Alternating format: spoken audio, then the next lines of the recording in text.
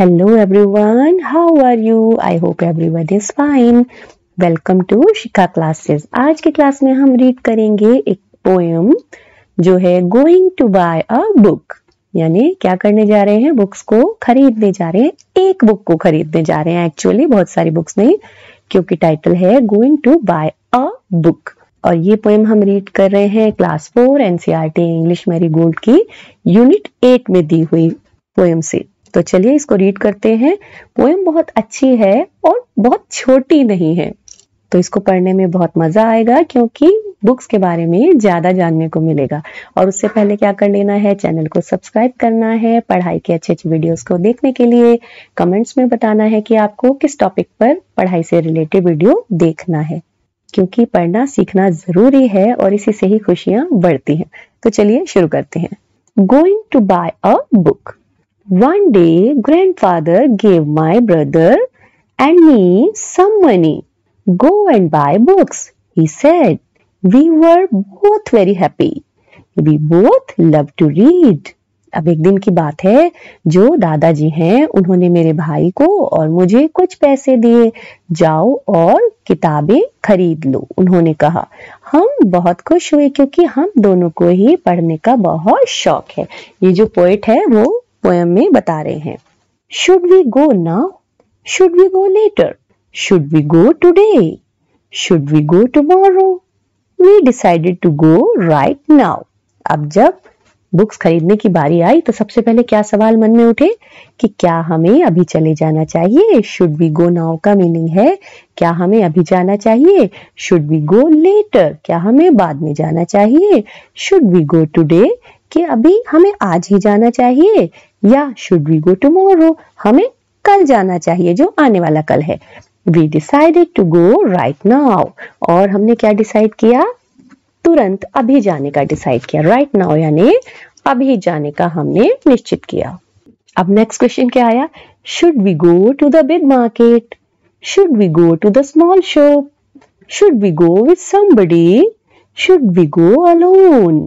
We decided to go to the small shop, just the two of us. अब next question क्या था कि क्या हमें बिग मार्केट में जाना चाहिए। जो तो इस तरह के सवाल उठ रहे हैं कि क्या हमें बड़ी दुकान में जाना चाहिए, क्या हमें छोटी दुकान में जाना चाहिए, क्या हमें किसी के साथ जाना चाहिए, क्या हमें अकेले जाना चाहिए।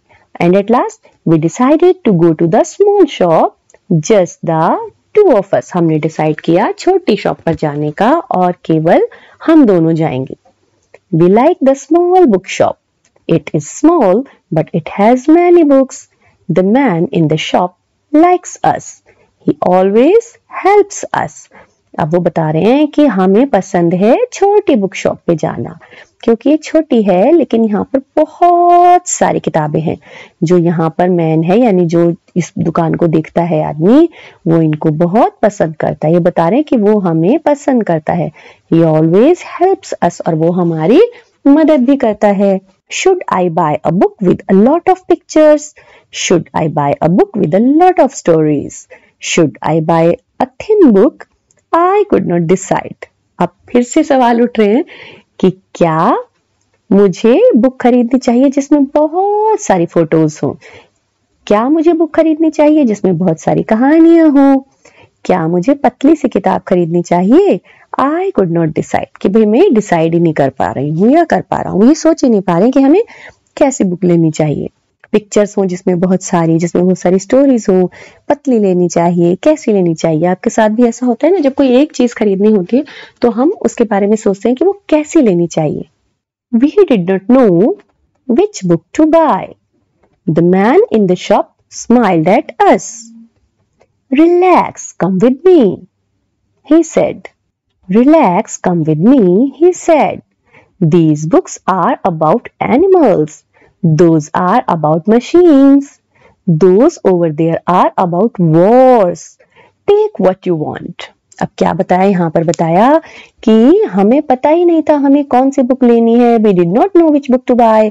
जो दुकान पर आदमी था वो मुस्कुराया और उसने कहा रिलैक्स करो, मेरे साथ आओ। ये जो किताबें हैं ना, एक तरफ की उसने बुक्स दिखाई, ये एनिमल्स के बारे में है और ये वाली जो है मशीनों के बारे में है। और वो जो ऊपर है वो युद्ध, लड़ाइयों के बारे में है, जो पुराने युद्ध हुए हैं ना उनके बारे में है। टेक व्हाट यू वांट, जो तुम्हें चाहिए वो ले लो। I picked some books, my brother picked some books, I sat on the floor, he sat on the chair, and we read and we read and we read.